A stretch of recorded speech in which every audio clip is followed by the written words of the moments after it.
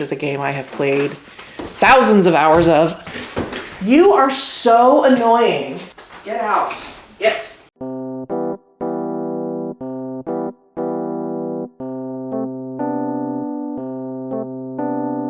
Hello everyone, checking in for a quick reading update. First, how do you like my new writing space slash filming area? I'm just testing it out right now. I will have to see how it looks in editing before I decide if I really like it or not, but I think I like the look of it much better than I like sitting by my window. But reading, I actually have done some reading today. I had hoped to get really close to finishing Paladin Strength today. It just didn't work out. The last week of the month is always my busiest at work, and today was no exception. Finishing probably wasn't in the cards, just given everything. But I did get to the 50% mark. And what I said before holds true. I am enjoying this book way more than I did Paladin's Grace. I really love the characters. And what I really love is the way that T. Kingfisher has given this companion series a through line, a plot line, a fantasy murder mystery sort of plot line to kind of shape at least these first two. I kind of wish there was more of that, to be honest with you, but I knew going in this was a romantasy series, and to be fair, I do appreciate T. Kingfisher's romantasies more than any other romantasy that I've met, with one caveat. I have noticed, and this is the third romantasy in this world by T. Kingfisher that I have read,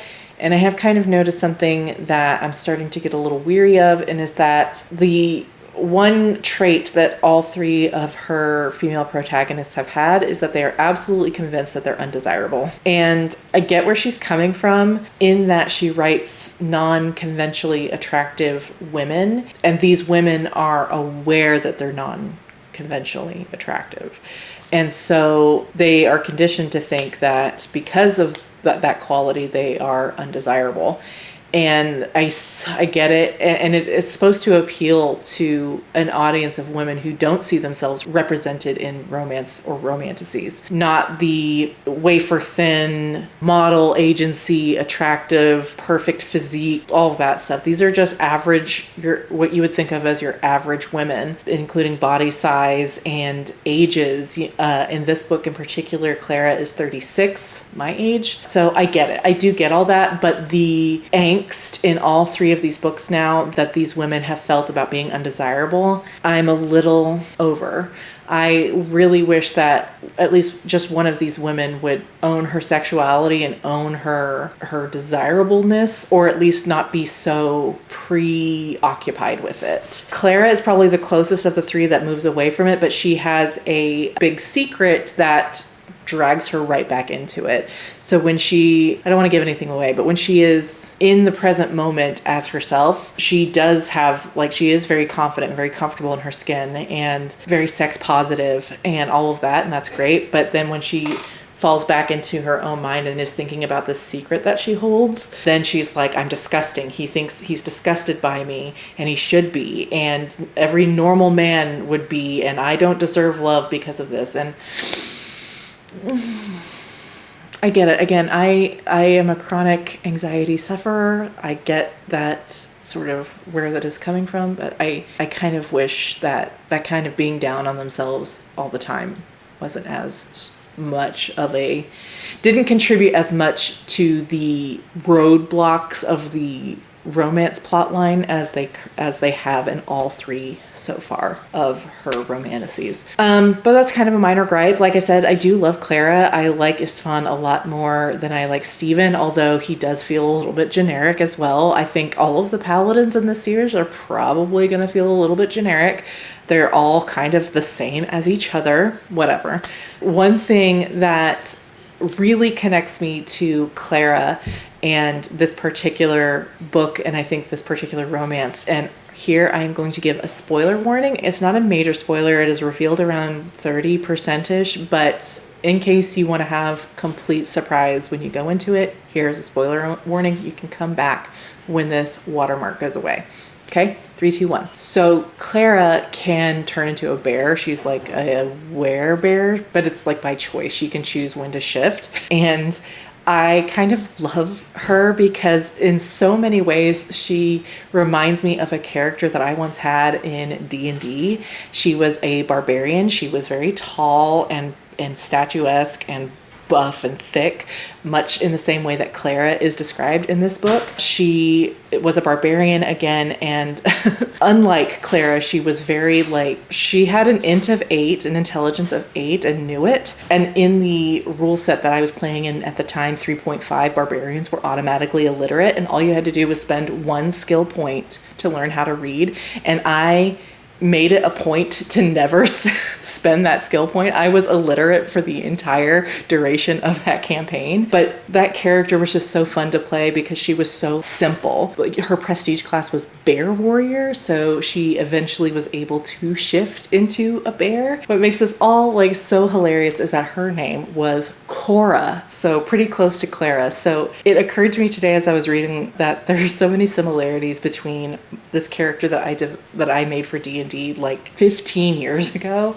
and this character in this book, and so I really enjoy that connection. Okay, spoiler off. No matter how else the book unfolds, I feel like that connection with Clara is really making me enjoy this a lot more. Again, my problems with Paladin's Grace was Grace. That's in the past. That is my update. I have not done any more reading into a River Enchanted. I'm probably going to go do that right now once I get in bed. But my goal is to finish Paladin's Strength tomorrow. I only have about 200 pages left, just over 200 pages left, which is very, very doable. Tuesdays, I don't actually have any extracurricular activities to attend, so I can spend my evening reading as needed. So that is my update, and I will check in tomorrow to let you know if I did in fact accomplish that goal. Hey everyone, just checking in with a quick reading update. I am at about the 65-ish% mark of Paladin's Grace.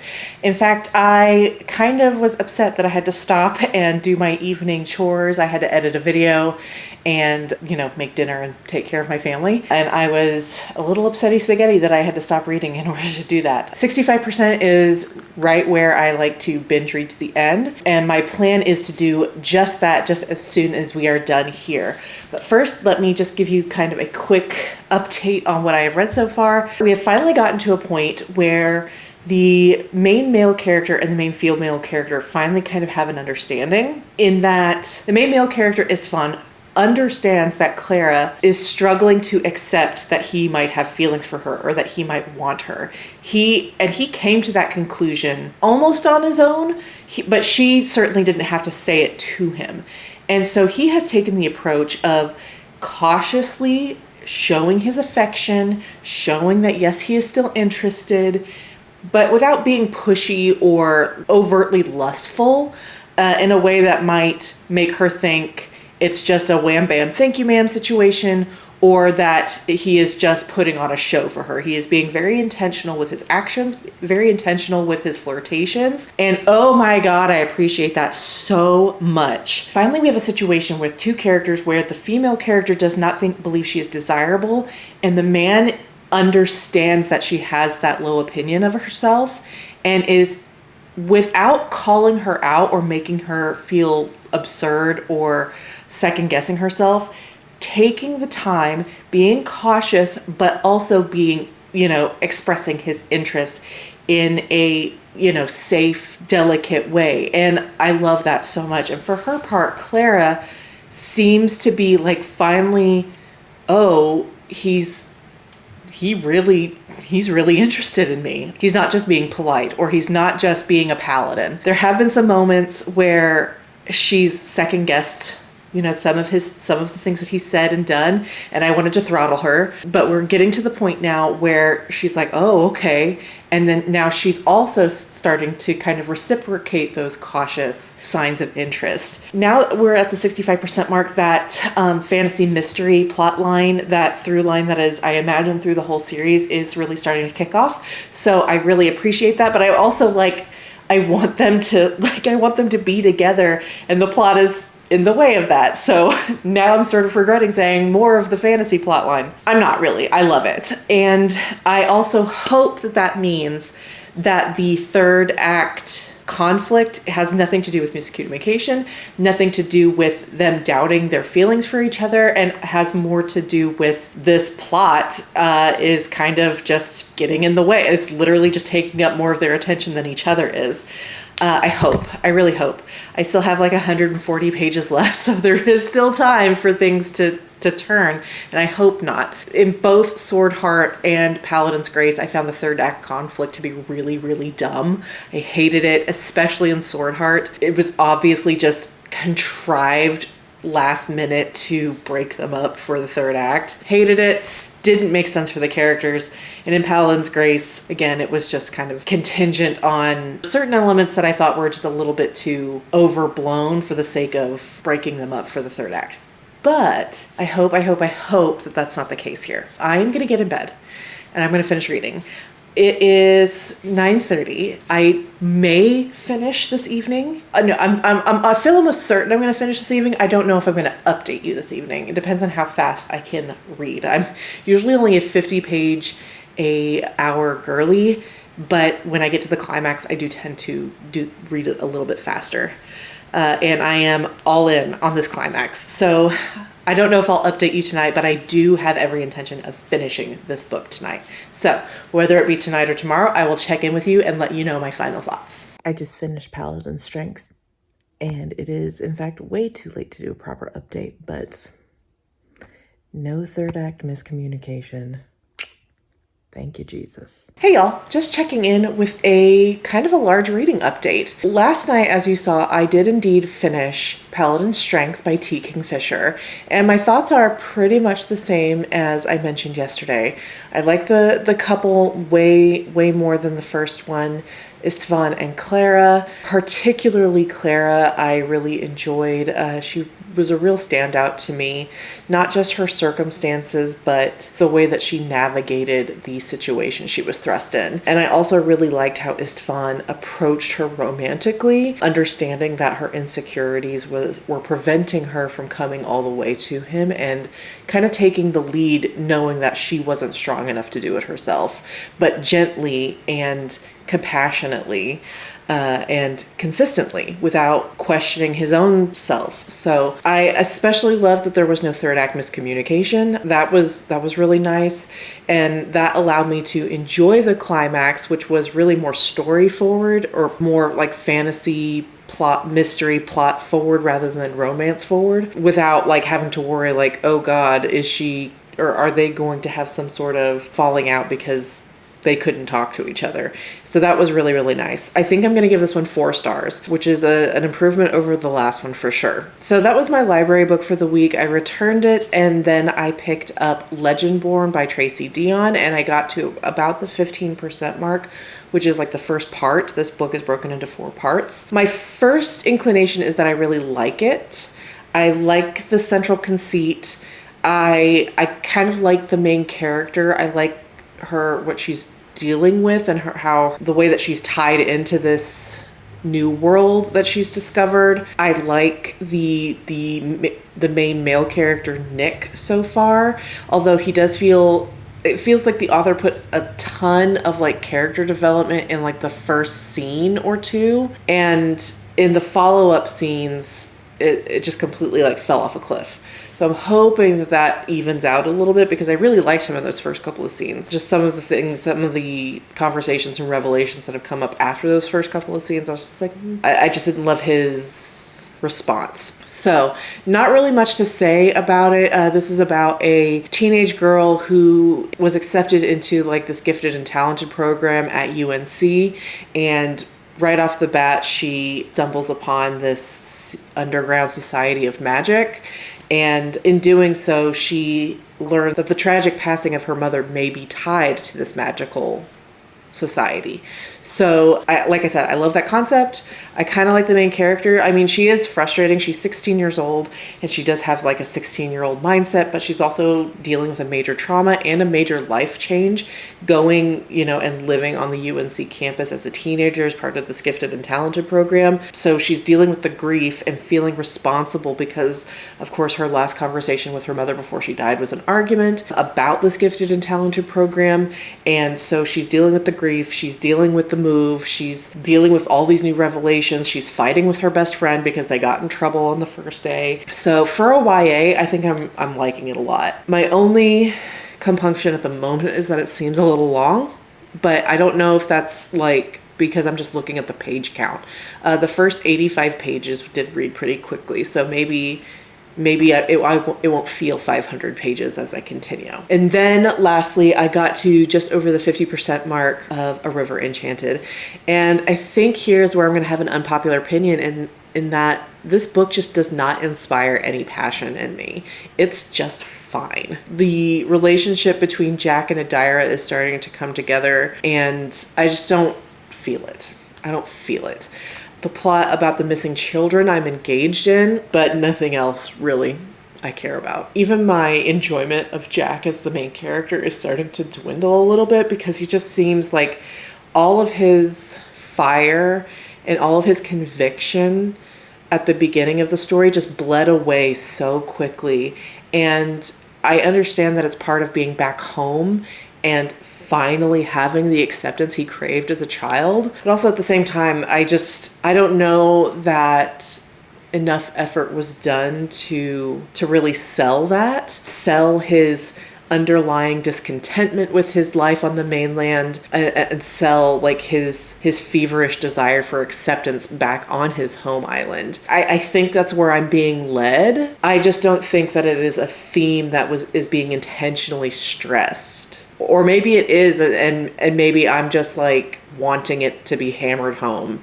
Maybe it's just a subtle plot that I wish was brought to the forefront. But that's really it. Like I said, I'm about the 50% mark, and I think that's why it's taking me so long to read, is because I just don't feel any compulsion to pick it up even when it's right next to me on my nightstand. My goal for the rest of the week, it's a long weekend, so my goal is to definitely finish Legendborn because it has to go back to the library. I think I really lollygagged on this one because of my slacking off last week.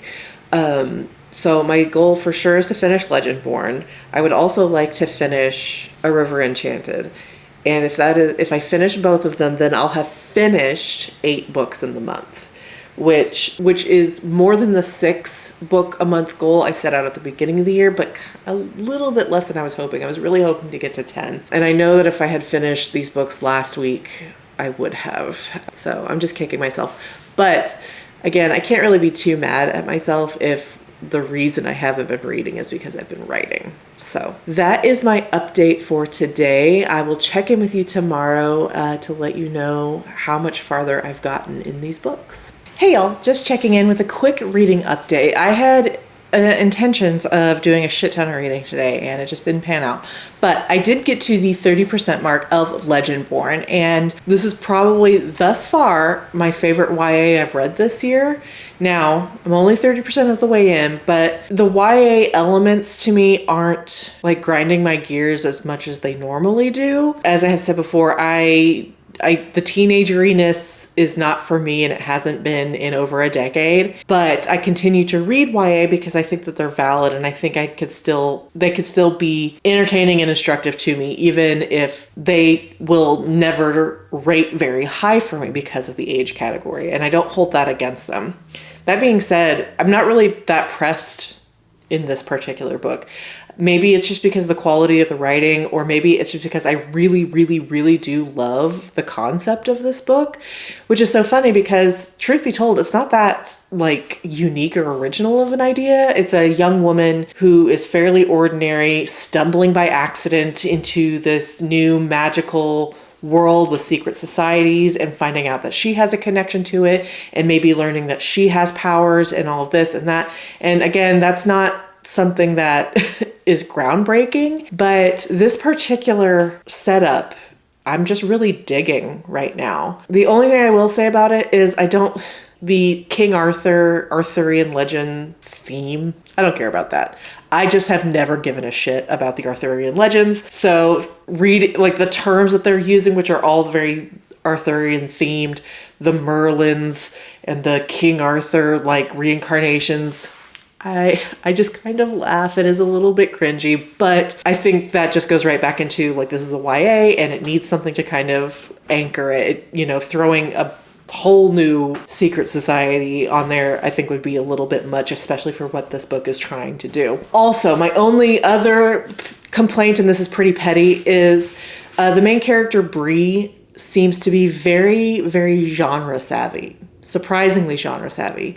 So genre savvy that it is, I think the author relied on it a little too much, and it is leaving the readers out in the cold a little bit, just a little bit. She is picking up on things that I am also picking up on because I am a fantasy fan and, you know, have read books like this before, and she's making those connections, which on the one hand is kind of a relief that we're not having to go through the song and dance of, oh, well, this is how it works, and this is how very basic, you know, magical concepts are, and all of that. Like ether, if you've read this book, ether is, you know that ether is like the magical energy that magic users use in this world, and it's also, like, that's also the term for magical energy in Final Fantasy 14, which is a game I have played thousands of hours of.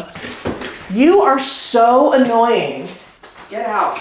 Get. So I understood that concept without it needing to be explained to me, but it was just kind of interesting how she picked up on it right away too, without needing the term explained to her. So while that was kind of funny, it has led me to misunderstand some things as well that she's picking up on right away. And I'm like, how did you make that conclusion?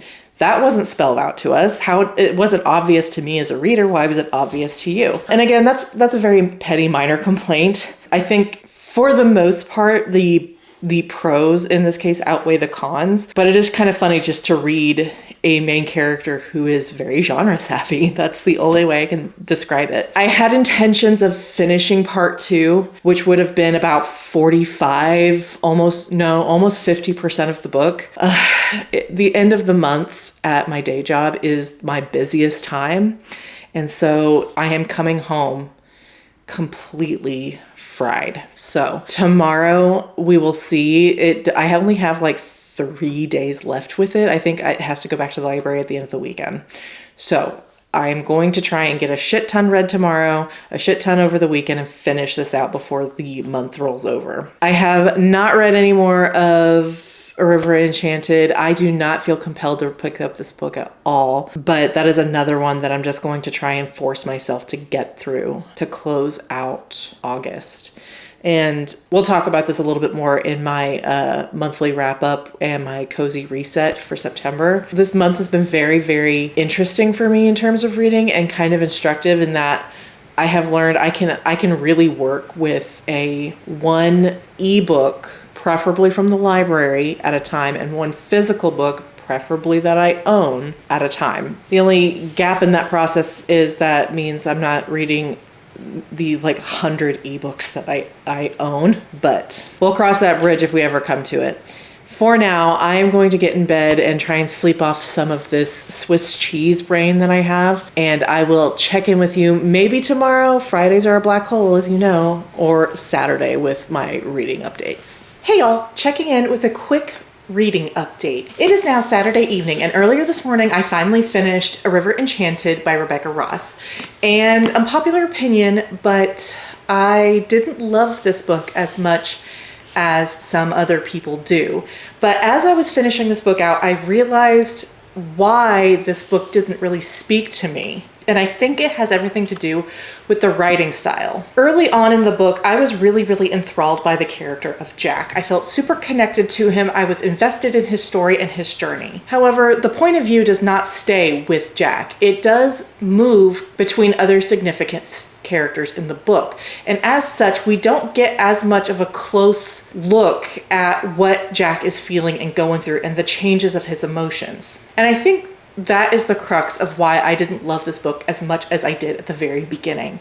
I wanted to be with Jack. I wanted to explore his emotional journey. And because we don't get that, because the story was so plot forward instead of character forward, the connections that he makes with Adira and the kind of flat response I felt both he and Adira had to the revelations that came at the end ended up working against the book's favor, in my opinion. I sort of had similar opinions when I read The Bear and the Nightingale by Catherine Arden, which has a very similar dark fairy tale quality of storytelling, because the broad scope of point of view and the jumping around that the narration takes, it ends up not working for me. Again, I don't think that this is a bad book. I think it's actually pretty good, but it isn't my style. It isn't my preferred style of storytelling. I want to connect with a few characters. I want to know personally, intimately, their thoughts and emotions. And because we didn't stay so close with Jack, because we wandered throughout the island as the story was unfolding and his emotional journey wasn't as much of the point, I ended up feeling disconnected from all parties involved. I also hated the ending. I'm so sorry. It has nothing to do with the storytelling. I mean, a part of it is, like I mentioned before, the way that both Jack and Adira, without spoiling it, the twists and the revelations that came towards the end weren't really fully explored emotionally. So when choices were made to react to these revelations, it felt kind of melodramatic because I didn't get to see the thought process or the feelings or them really coping with this news. And it did feel like maximum like drama for the setup for the second book. And it left me feeling like these choices weren't being made because they were true to the character. It felt like it was being made because the plot needed that melodrama as a setup for the second book. Before I got to the end, I was gonna give it about a 3.5 star, but unfortunately the ending, I'm gonna knock it down, I think, to like a 3.25, closer to a 3. I'm sorry, I didn't like that ending at all. That being said, I'm still gonna read the second one. If this is a trilogy, I probably would not continue, but since it is only a duology, I can commit myself to a second book and finish out this series. So that is the last book out of my TBR Mimic that we are going to be reading in the month of August, but I'm not going to draw a new one just yet. I'm going to save that for my next video, which will include my cozy reset for the month of September. I have one more book I'm trying to finish out this month with, and that is Legendborn by Tracy Dion, and I'm about just over 35%. My goal is to finish that probably tomorrow and count it towards August, even though it'll be September 1st. If I do manage to finish it, that will be 8 books completed in the month of August. So right at the 2 book a week goal that I set, despite lollygagging a little bit earlier in the month. So I will check in with you again before the end of this vlog just to let you know how I got on with Legendborn. Hey y'all, just checking in with a quick reading update. It is now Sunday morning, and last night I got to just over the 50% mark of Legendborn by Tracy Dion, and I have something controversial to say. This might be my favorite YA book that I've read since I was age appropriate. It's not perfect by all means. This middle part especially does feel like it's dragging a little bit, and that there are some extremely convoluted things going on that only seem to be there for the purpose of delivering a minor reveal or plot point. There probably could have been some additional edits here, but it's not a deterrent so far. I'm just really liking it. I do find the King Arthur Knights of the Round Table conceit a little bit cheesy, a little bit cringe, but again, like as a YA book, I see the need to anchor it to something based in real life or based in like mythology, something that kids can immediately tie it back to. So I'm not mad at that either. I'm just really enjoying it. I like the kind of dynamic between the main character Bree and the love interest Nick. I like where it's all going, the reveals, the way everything is tied into each other. I think it's cool. I like how our main character is dealing with all of this and sort of, I don't know if mundane is the right word, but the sort of everyday problems a young Black woman faces in the South, like racism, both on a micro level and a macro level. And I also like that she's doing all of this while coping with a traumatic loss that she understands has kind of split her into like the before the tragedy and after the tragedy. And she keeps referring to after Bree, which she thinks of as another person, and I can't wait until she realizes she's all the same person. I am going to sit down and get a little bit of reading done right now. I do have to drive down to my mom's, which is about an hour away, to pick up my kids here in a little bit, so that's going to break into my morning, but I have to get this read today because it has to go back to the library tomorrow. So my goal for the day is absolutely to finish, so I will check in with you after it is all said and done.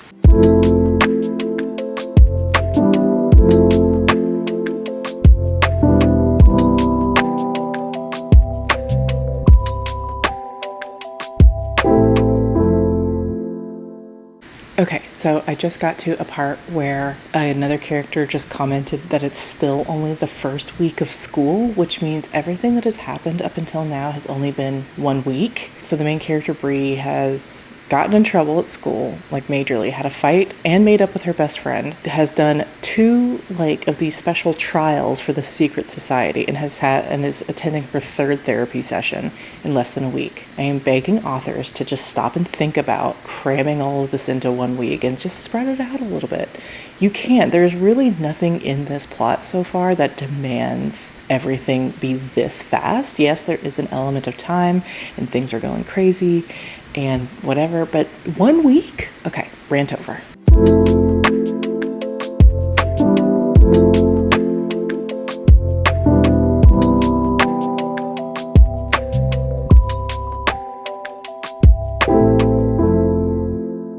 Hey y'all, it is now Sunday afternoon and I have picked up my kids, I have taken a nap, and I have finished Legendborn by Tracy Deonn. And I think everything I said in my previous update still holds. This is by far my favorite YA book that I've read. Definitely since I've been back in my reading era over the last couple of years. Possibly going back to even when I was reading YA because I was a teenager myself. I've said this before on this channel, but I feel like I aged out of YA when I was 19 and the last installment of the Boy Wizard series that shall not be named came out, and I even felt then that I was like, I'm a little too old for this. So it's been a long time since I've really loved a YA book, simply because I just didn't feel like I was the target demographic, because I wasn't. And that was certainly true with Legendborn, but it was just so good. The journey that our main character Bree goes on, not just learning about this magical world that she has stumbled into, but also her just self-discovery as it relates to her grief over losing her mother. And I also love that the magic wasn't straightforward. Yes, there was this kind of cheesy, if we're all going to be honest with ourselves, storyline with the Knights of the Round Table and how they all have magic and all of this. But there is also another branch of magic separate from that, and that has a lot to do with her identity as a Black girl. And I love that. I also love how Tracy Deonn didn't shy away from incorporating systemic racism into what Bree faced. It wasn't just shrugged off. It wasn't just glossed over. It played an important part of her identity and as a part of her story as a whole. Like I said, it wasn't perfect. Yes, the King Arthur thing was cheesy. Yes, some of the twists were a little predictable. Yes, I fear we are headed for a love triangle in the second book, but it was good. I enjoyed it. I think I enjoyed every part of it. There was a little section in the middle that got a little bit meandering, a little bit long. I understand how it tied back into the end, but as an editor, I would have winnowed that down just a little bit because it did feel, like I said, make that middle part feel a little long. But other than that, yeah, I was really impressed. I really enjoyed it. I think I'm going to give it 4 stars. Yeah, that feels appropriate. 4 stars. I am really looking forward to getting into the second one. But as I have said numerous times, I like to take a break between installments. It just gives me a chance to digest and not get too weary of a certain setting and characters. And with that brings us to the end of this vlog. I am not going to be choosing another random TBR book in this vlog because I am saving it for my next video, which is my September cozy reset, which I will be talking a little bit more about my TBR for the month in that video. So I hope you look forward to it, and I will see you then. Bye.